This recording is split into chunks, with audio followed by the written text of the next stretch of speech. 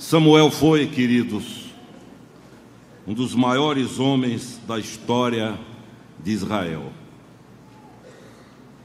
Ele reuniu na sua vida as três funções que preconizavam um dia a vinda do Senhor Jesus. Ele foi sacerdote, ele era da tribo de Levi, ele foi profeta, tanto que em Atos capítulo 3 ele é citado quase como aquele que deu início a esse ministério.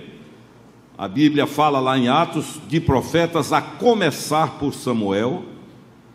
E ele foi também juiz, porque a Bíblia diz que a sua magistratura foi talvez a mais íntegra da história de Israel. Nenhum outro exerceu a magistratura com a integridade, com o compromisso, com a decência de Samuel. Mas essa história, ela começa bem antes.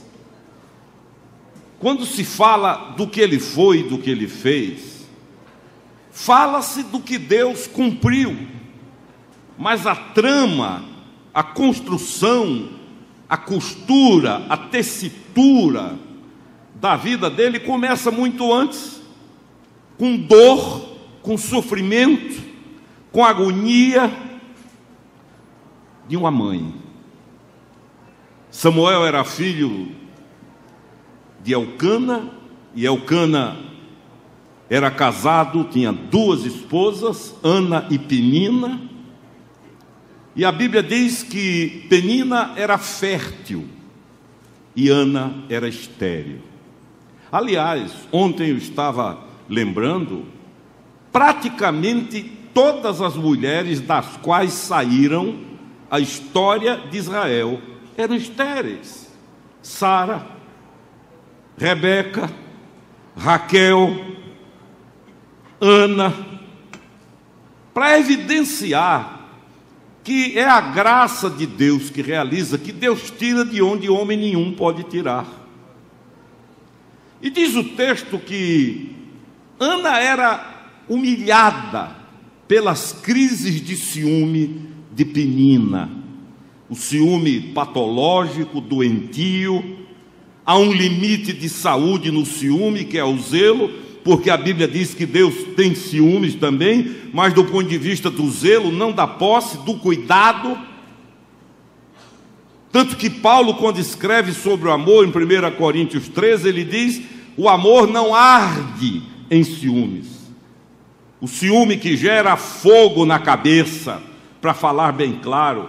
Ou como diz o nordestinozinho lá do interior, eu já ouvi muito essa expressão, cozinhar o juízo, esquentar a cabeça, esse que tira a paz, que tira o sossego, que pressiona, que destrói.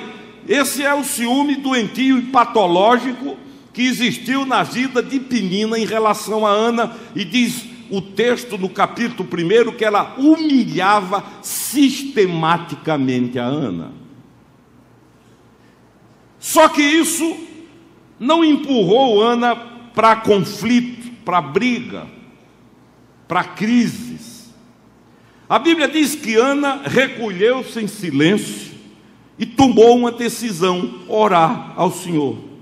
Foi chorar diante de Deus, foi levar a sua dor a quem pode resolver, foi contar a sua história, não a um, não a outro. E o texto de 1 Samuel capítulo 1 deixa claro que nem mesmo o marido Elcana sabia dessa decisão dela, porque ela sofria calada, para evitar rompimentos, cisões, agonias, dores, a ponto dele aproximar-se e dizer: o que é que há? Porventura não te sou eu melhor do que 10 filhos? O que é que há? E diz a Bíblia que ela ia ao templo, prostrava-se diante de Deus, orava em silêncio, apenas movendo os lábios, sem emitir nenhum som, e foi julgada de forma errada até por Eli, que era o sumo sacerdote, que olhando para ela diz: isso é hora de você estar embriagada. Eli concluiu: quem está falando sozinho como ela deve ter tomado todas de ontem para hoje. E ela diz: não, meu senhor, não se trata disso. Não é álcool. Conta a sua história.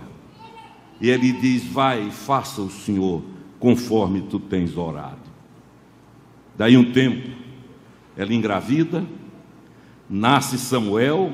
Ela havia feito um voto a Deus. Ela disse: se o Senhor me abençoar, e se o Senhor fertilizar meu ventre, o que de mim nascer, desde já está entregue, é do Senhor. Eu consagro, eu dedico, eu coloco nas tuas mãos. E quando nasce Samuel, porque ela disse: o nome vai ser Samuel, porque ao Senhor eu pedi e do Senhor recebi. Diz a Bíblia que quando ele é desmamado, passa a época da amamentação, ela, sem nenhuma dúvida, ela leva, entrega ao sumo sacerdote, a Eli, e diz: é do Senhor. E Samuel, desde aquele dia, passa a viver no templo, cresce no templo, é menino no templo, é criança no templo, é adolescente no templo, é rapaz no templo, até que chega um dia, já um jovem, em que, deitado, já dormindo, já havia cumprido as suas obrigações, ele ouve uma voz que lhe chama pelo nome, dizendo: Samuel, Samuel. E diz o texto que ele levanta-se, corre para o sumo sacerdote, acorda, diz: estou aqui. Eli diz: mas eu não chamei. Diz: chamou, vai deitar-te. Ele volta, deita-se, pega no sono. Daqui a pouco é acordado pela mesma voz que lhe chama, dizendo: Samuel, Samuel. Ele outra vez corre para Eli, corre para o sumo sacerdote. Eli diz: não, eu não te chamei, volta, deita-te, dorme. Ele corre para o quarto, deita-se, tenta pegar no sono, adormece, e de repente, pela terceira vez, a voz o chama. Ele vai outra vez ao sumo sacerdote, procura Eli e diz: pronto, estou aqui, o que é que tu queres? Aí Eli entende, discerne, diz a Bíblia. Entendeu então Eli que o Senhor queria falar com o jovem, e disse: vai, deita-te, e quando tu fores chamado mais uma vez, tu responderás dizendo: fala, Senhor, porque o teu servo ouve. Fala, Senhor, porque o teu servo ouve. E ele fez isso. E quando mais uma vez o Senhor o chamou, ele repetiu aquilo que havia recebido como instrução daquele que pastoreava a sua vida. E Deus então começa a revelar coisas a Samuel e inicia dizendo: grandes coisas tenho para fazer no meio de Israel. E mostra àquele jovem tudo o que iria fazer. O que é que isso tem a ver conosco? Porque se isso não tem nada a ver comigo e com você, é apenas uma história bonita para ser contada, para menino dormir. Era uma vez. Torna-se um conto da carochinha, torna-se uma historinha para ninar meninos e adultos.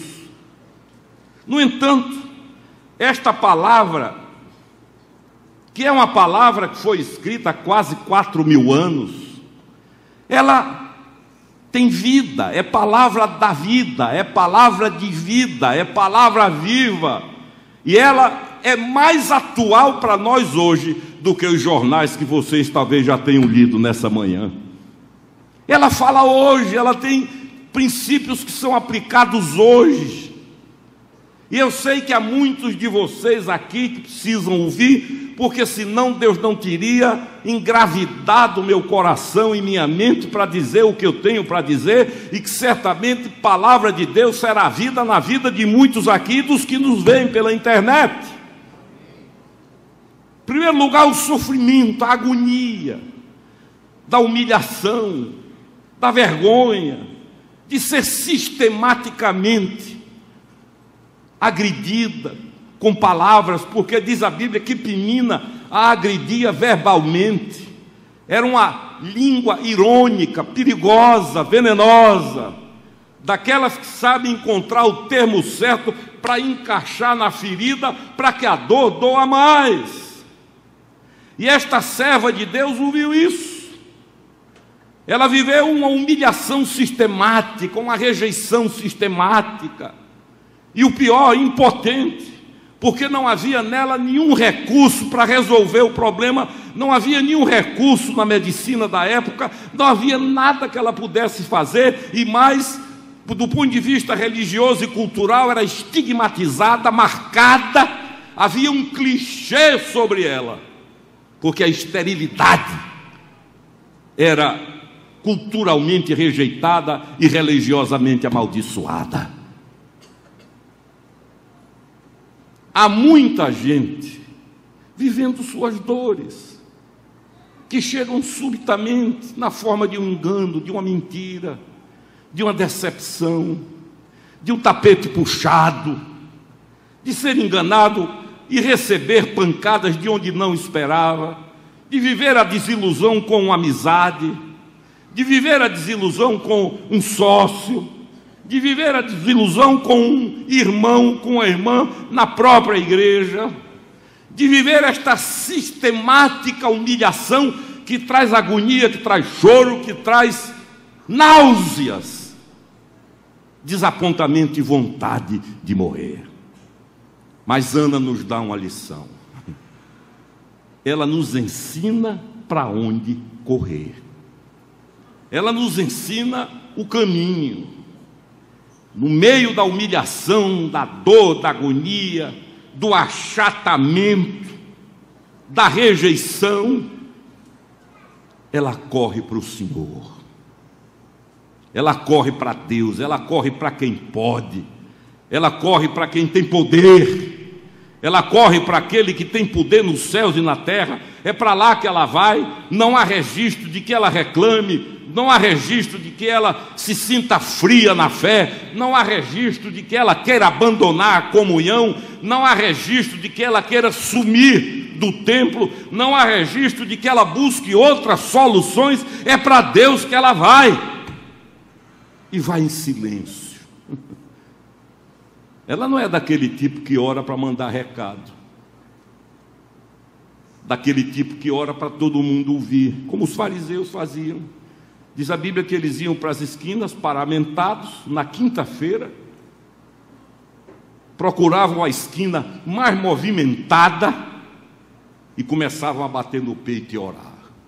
Por isso que o Senhor diz: quer orar? Entre no quarto, feche a porta, ajoelhe-se, fale com Deus em secreto, e o Deus que ouve em secreto vai lhe ouvir. Ana faz isso. Ela chega no templo, possivelmente ajoelha-se e não fala, não pronuncia. A dor é muito grande, é coisa dela com Deus e de Deus com ela. É como se ela dissesse: agora, Senhor, somos nós, eu e tu, não tem mais ninguém, nem Elcana, nem Penina, agora o negócio é aqui. E começa a mover os lábios, não se ouve nenhum som, é julgada, ela não se incomoda. E isso nos empurra para a verdade de que muitos de nós sofremos porque não levamos o assunto a Deus, mas levamos a muita gente e menos a Deus. Queremos buscar soluções nos outros, buscar soluções em determinados lugares, buscar vitória em determinadas pessoas. Claro que o compartilhar é bom, faz bem, a Bíblia ensina, mas temos que entender que a resposta que nos dará vitória sobre as impossibilidades da nossa vida está diante de nós, é o Deus em quem cremos. Tudo que pedirmos a Ele em nome de Jesus, crendo, isso será feito. O que viabiliza a oração não é o pedigree de quem ora. O que torna a oração aceitável não é a folha corrida de quem ora. Um bandido cravado na cruz ora e diz: Senhor, lembra-te de mim quando entrares no teu reino. A resposta foi instantânea. O centurião de Cesareia, pagão, Diz a Bíblia que as orações dele foram ouvidas diante de Deus. O que nós precisamos entender é que Deus não deve ser o último a ser procurado, mas o primeiro, em nome de Jesus. Por mais simples que seja o problema, havendo bifurcação, faço, não faço, vou, não vou, vendo, não vendo, compro, não compro, caso, não caso, é ela, não é ela, é ele, não é ele. A melhor coisa que você faz é ir a quem tem a resposta certa. Sabe por quê? Porque a chance de erro é zero. Penina vai ao lugar, Ana, vai à fonte certa. Agora, Deus é tão, me permitam com reverência dizer, tão exagerado para abençoar, que ela pediu um filho, teve 5. Então, se você quer filho, não peça 3 não, porque a proporção é exagerada. Joquebede pede 1, tem 4. Ana pede 1, teve 3 homens e 2 meninas. Todas as vezes que você e eu formos a Deus, como ela foi, sem publicidade, não precisa divulgar, é você e Deus, sou eu e Deus, e nós colocarmos diante de Deus com sinceridade o nosso pedido, não ficarmos como ela ensina, brigando com a outra, tendo crise de ciúme, mas dizer: Senhor, está doendo, o problema é esse. Olha aqui, Deus vai lhe dar muito mais do que você está pedindo. Você vai pedir uma lâmpada, Deus vai lhe dar uma usina, porque esse é o caráter de Deus. Deus é benigno, Deus é bom, Deus tem prazer em dar. A Bíblia está cheia de exemplos de pessoas que pediram e receberam muito mais do que pediram. A Bíblia fala que Davi precisou reunir o povo e dizer: basta, chega, parem, não precisa mais, está bom. Daí nasce Samuel. Ela cumpre o voto, porque essa é uma coisa importante. Você aprenda a assumir compromissos com seu Deus. Não é comigo, não é com o pastor, porque nós precisamos também, no silêncio da dor, ela assumiu um compromisso. Deus gosta disso. Agora a Bíblia diz assim: é melhor não assumir do que assumir e não cumprir. Aquele que assume tem que cumprir. O linguajar que a Bíblia diz lá no livro de Números é esse: é melhor não votar. Votar é assumir um compromisso, do que votar e não cumprir. Porque Deus não é tolo.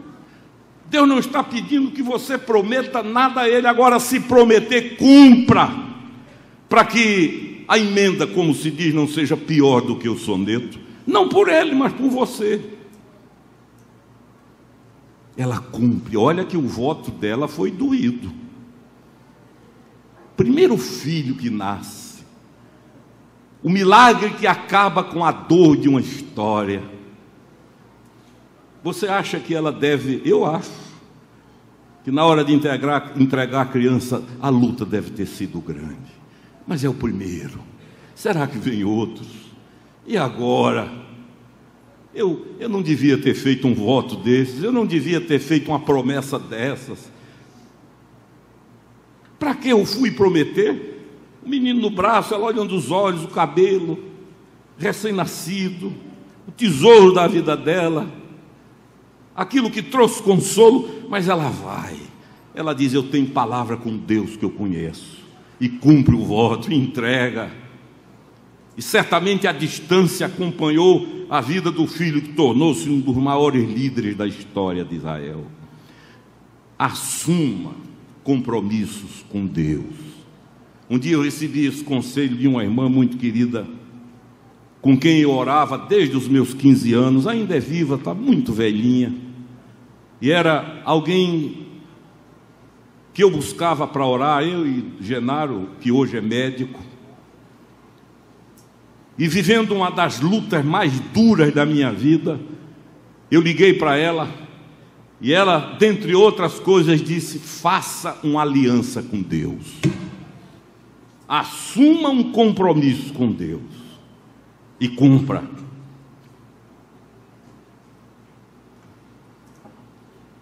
Às vezes Deus está nos deixando em situações de aperto, para que saibamos tratar com Ele. Senhor, se Tu me libertares, eu assumo tal compromisso. O Jacó foi o dízimo.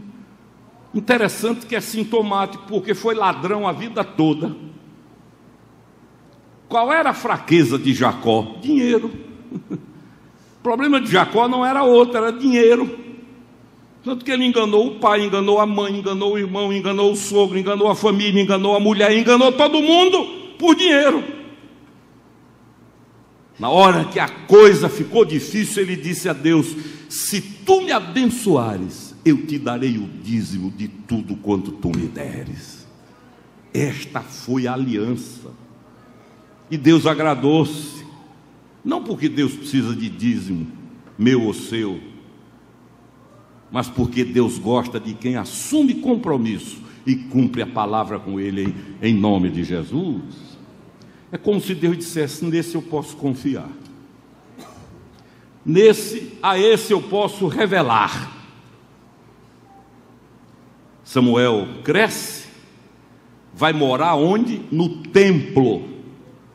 E um belo dia ele ouve uma voz: Samuel, Samuel. Corre para Eli. Segunda vez: Samuel, Samuel. Ele para Eli.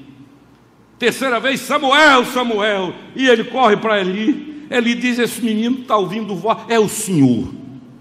Orienta e diz: vai deitar de novo. E quando a voz aparecer, você diz assim: fala, Senhor, porque o teu servo ouve. Samuel conhecia, eu já disse aqui, tudo sobre Deus, só não conhecia Deus.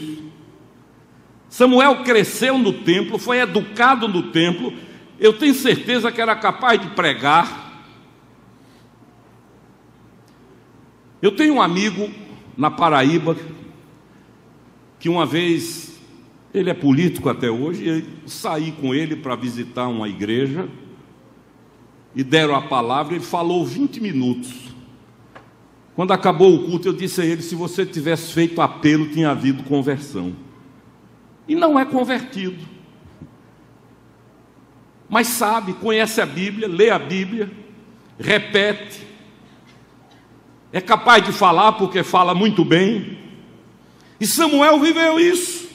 O tipo de pessoa que sabia tudo sobre Deus, acerca de Deus, a respeito de Deus, conhecia a casa de Deus, mas não o Deus da casa, o templo de Deus, mas não o Deus do templo, o sacerdote de Deus, mas não o Deus do sacerdote, a palavra de Deus, mas não o Deus da palavra. Conhecia toda a liturgia do templo, conhecia todos os símbolos, conhecia todas as cerimônias. Ele era absolutamente versado em tudo sobre Deus, só faltava conhecer o Deus das coisas. Meu velho pai dizia: há uma diferença entre conhecer e saber quem é. E papai dizia: eu sei quem é a rainha da Inglaterra, sei, mas não conheço. Eu sei quem é o presidente da República, mas não conheço. Há muita gente que sabe quem é Deus, mas não conhece. E não há como explicar. É como uma fruta, não precisa de explicação. Dê uma mordida que você sente o gosto, e aí não precisa ninguém explicar mais nada. Deus é assim, tenha um encontro com Ele. Samuel nos ensina o perigo de gente que vive na igreja, sabe tudo da igreja, conhece tudo de igreja, é ativo em ministério, movimenta-se de um lado para o outro, conhece todo o organograma, todo o funcionamento, mas não conhece Deus. Precisa conhecer Deus, ainda que seja pela via da dor. É melhor sofrer e conhecer do que não sofrer e não conhecer. é olhar para o Senhor e dizer como Jó: eu te conhecia só de ouvia falar, tinha notícia, mas agora, depois do furacão, do tsunami, os meus olhos te veem. É como se o velho Jó dissesse: bendito, benditas as dores que eu experimentei. Quando Deus fala, Samuel levanta-se para um ministério vitorioso. E o capítulo 12 diz que foi a magistratura mais íntegra da história. Ele reúne todo Israel no norte, dirige-se ao povo e diz: eu estou chegando à minha velhice, meus dias estão contados, mas em nada eu defraudei vocês, eu não peguei boi de ninguém. E diz a Bíblia que o povo em coro, uma multidão em coro, diz: é verdade, tu nunca nos oprimiste, tu nunca pediste o que é nosso, tu nunca te apropriaste do que nos pertence. Ah, se hoje fosse assim!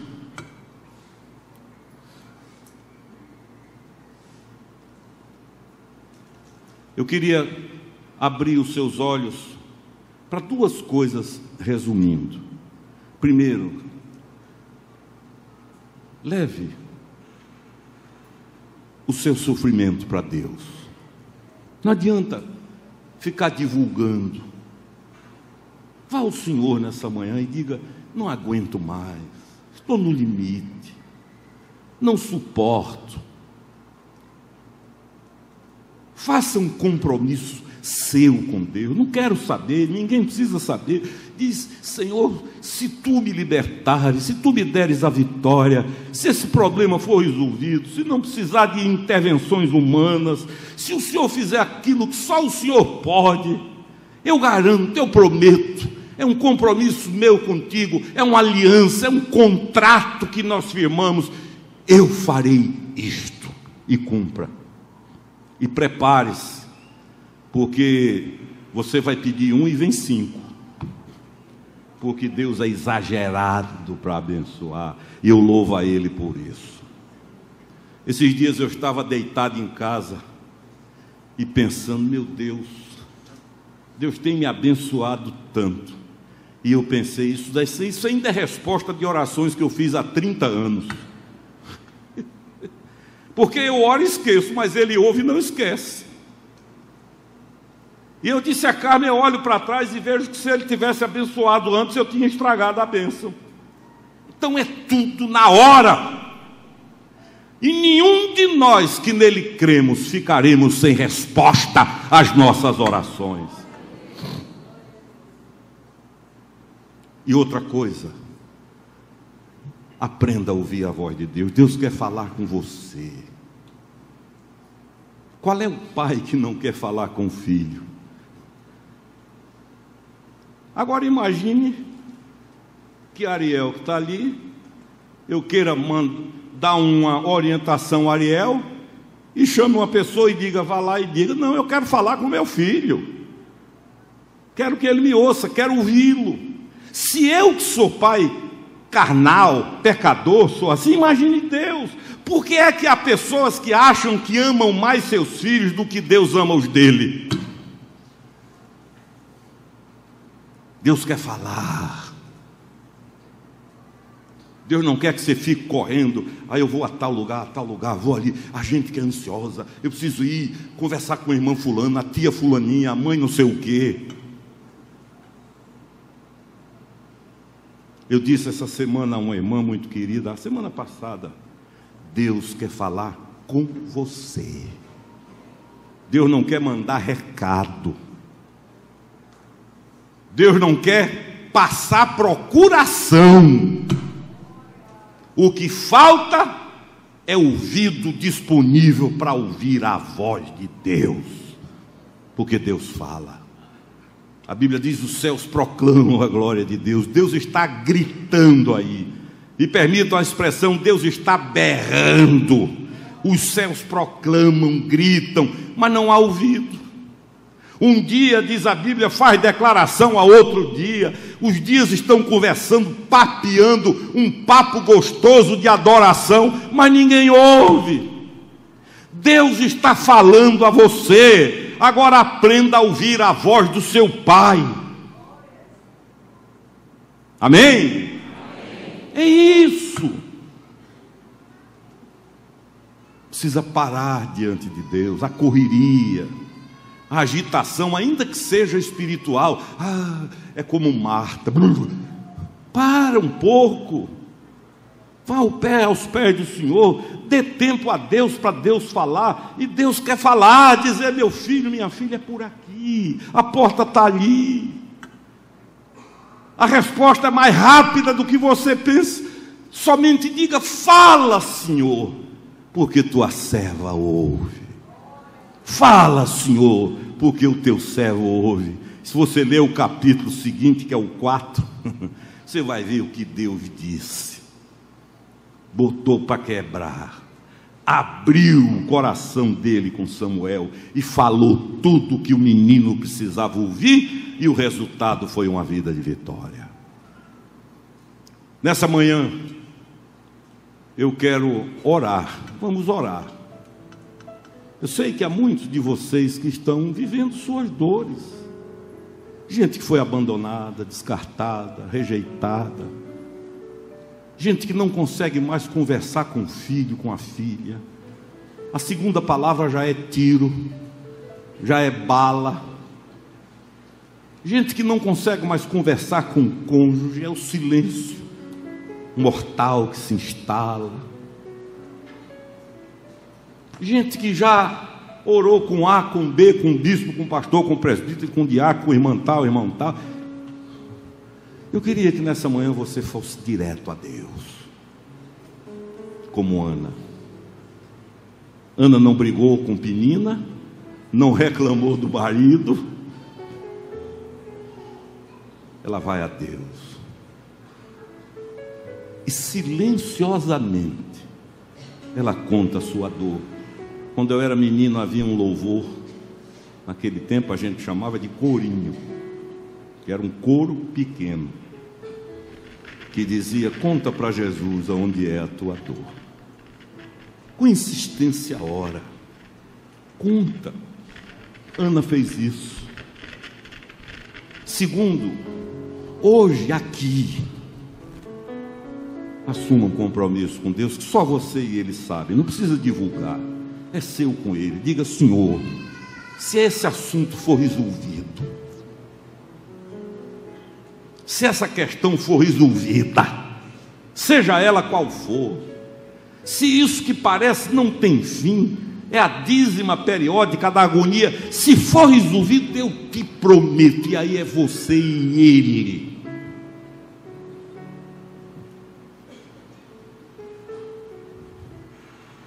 Foi o segundo passo.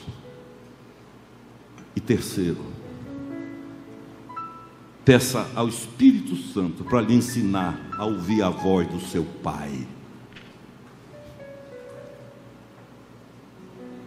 Senhor, são tantas vozes, tantas opiniões que eu não aguento, estou confuso. Um diz uma coisa, outro diz outra. Um diz é por ali, outro diz é por ali. Um diz faça isso, outro diz faça aquilo. Eu não aguento, estou sufocada, sufocado.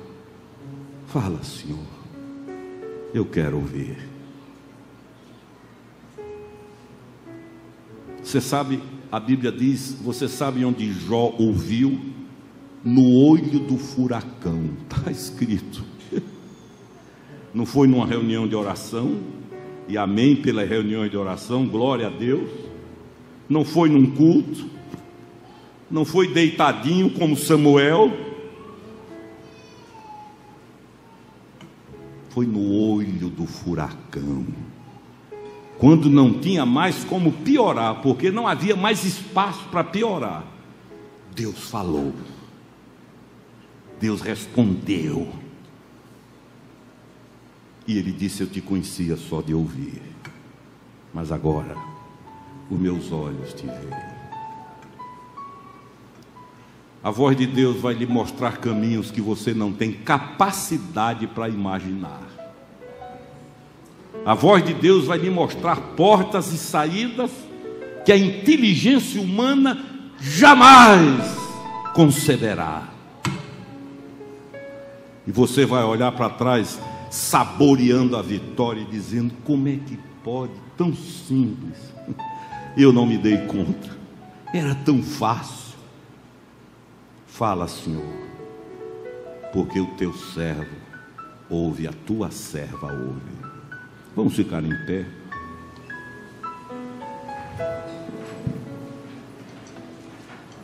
Você gostaria de dar os passos que Ana deu? De ir a quem resolve. Não adiantava ela brigar com o marido, não adiantava ela brigar com Penina, a outra. Me permitam usar a expressão: o azar de Penina é que Ana correu para quem podia. Eu tive um casal de ovelhas em Maceió, estou querendo trazê-los aqui. Ela dentista, ele engenheiro. Aliás, ele engenheiro e ela... Ele dentista e ela engenheira. Casamento bonito.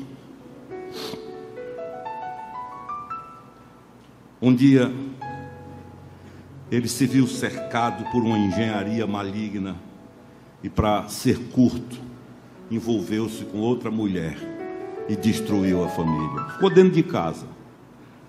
A casa virou um inferno. Mas ela foi minha ovelha. Ela era uma mulher temente a Deus, de oração, uma jovem, uma senhora bonita, de uma família tradicional de Alagoas.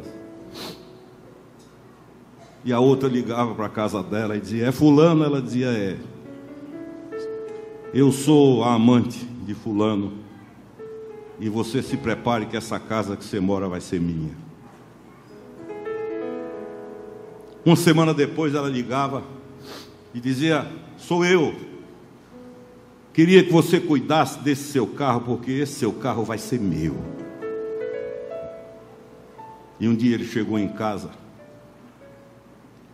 explodiu. E você sabe o que essa mulher fazia? Eu estou falando de gente de carne e osso, que está viva hoje, na história. Ela fez o que Ana fez, foi falar com quem pode. E foi chorar aos pés de quem pode. E foi gemer ao pé do trono. Para resumir a conversa, ele que inclusive havia viajado a Brasília com a amante e apresentado, foi uma esposa lá. Eu nunca soube o que foi que Deus fez, a engenharia de Deus. Mas ele chamou a outra e disse: acabou. Chegou em casa, pediu perdão à esposa, a família foi restaurada. Hoje os dois são palestrantes de encontro de casais e cantam duetos louvando a Deus.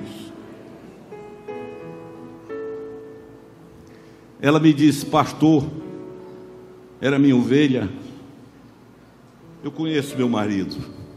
Sabia que não havia nada no mundo que fizesse ele mudar de ideia. E quando ele bota a cabeça para um lado, pode vir um trem que ele não abre. Mas eu fui falar com Deus. Ela disse: eu fiz um voto a Deus. Se o Senhor fizer esse milagre para o resto da minha vida, eu vou dedicar minha voz a te louvar. Gravou CDs e tudo.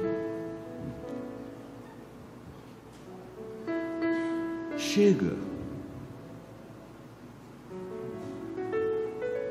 de tentativas humanas, de briga, de atrito, de querer resolver no braço. Faz como Penina, como Ana, perdão. Em silêncio fala com ele. Segundo, faz um compromisso teu com ele. Teu com ele. E depois cumpre.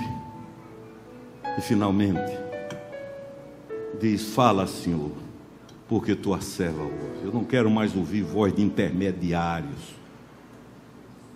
Eu gosto muito de uma história que Mário Lessa conta. quando chegamos de Israel, e ele começou a ser tomado por uma paixão crescente, não por instituição, por religiosidade, mas por uma pessoa chamada Jesus. E ele, conversando comigo, ele disse: eu havia me decepcionado com os intermediários. Os intermediários eram padres, pastores, sacerdotes, religiosos.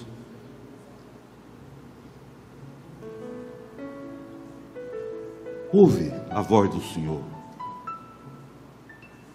Eu vi um sermão imortal de Billy Graham. Estive presente. E ele pregou sobre o banquete de Belsazar, que ele intitulou o Carnaval de Belsazar. E no meio da orgia, uma festa que durou meses, vinho, bacanal de todo tipo. Porque isso não é novidade, o ser humano é o mesmo. Quando subitamente aparece uma mão, um braço, e começa a escrever numa parede branca do palácio. Diz a Bíblia que Belsazar, que era rei, o joelho começou a bater um no outro. Aquilo era coisa que ele não conhecia. E aquela mão escreveu: Mene, Mene, Tekel, Peres, Uparsim. Pesado fostes na balança, e fostes achado em falta. Hoje o teu reino será tomado. Aí diz a Bíblia que ele manda chamar pai de santo, manda chamar mágicos, magos, feiticeiros. Se tivesse, tinha mandado virar carta de tarô, bola de cristal, adivinho. Vem todo mundo, há um engarrafamento de macumbeiro. Nada. E ele, desesperado, alguém diz: olha, tem um moço aí, já está maduro, chamado Daniel, que veio entre os cativos, e ele tem revelado visões e sonhos. Manda chamar. Aí disse o doutor Billy Graham, Daniel entrou. A essa altura já de barba, possivelmente peso da idade. Silêncio. Bacanal congela.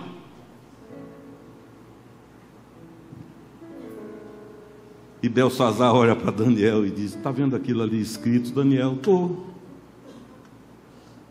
E doutor Billy Graham disse que Belsazar pergunta a Daniel: você conhece aquilo, aquela? E Daniel diz: conheço, é a letra do meu pai. É a letra de papai. Onde eu estiver eu conheço. Interessante é que Deus pega esta situação, revela, confirma e faz de Daniel terceiro em Babilônia. O que dentro da cultura babilônica significava o que mandava. Porque os dois primeiros eram cargos coreográficos. Daniel tornou-se uma espécie de secretário executivo, ele é que decidia, e o que era para ser desgraça transformou-se na maior vitória do povo de Deus naqueles dias. Nós vamos cantar um hino, e não precisa ninguém saber qual é a sua dor, basta que ela seja humanamente quase impossível de ser resolvida. E nós não estamos aqui brincando de igreja, isso aqui não é passatempo, nem é teatro. Estamos aqui porque o nosso Deus está aqui. Se Ele não estivesse, eu não estaria, e acredito que vocês muito menos. Qual é o problema?